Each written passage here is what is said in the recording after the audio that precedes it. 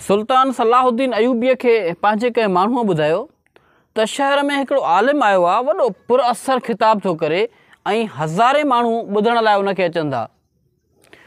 सुल्तान सलाहुद्दीन अयूबी बि वेस बदिलाए ऐं उते पहुतो।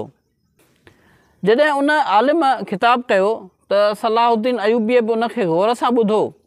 जॾहिं हू फ़ारिग़ थियो त सलाहुद्दीन अयूबीअ हुन खां सवाल कयो त बैतुल मुक़द्दस छो नथो फ़तह थिए।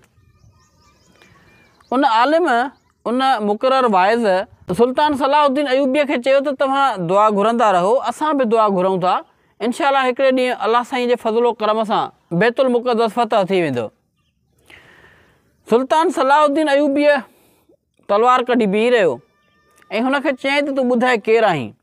मूंखे ख़बर आहे, मां तोखे ॼाणे चुको आहियां त तूं दुश्मन जो जासूस आहीं ऐं माण्हुनि खे जहाद जी न पर दुआ करण जी सलाह थो ॾीं ऐं कॾहिं बि दुआ करण सां बैतुल मुक़द्दस फ़तह न थींदो।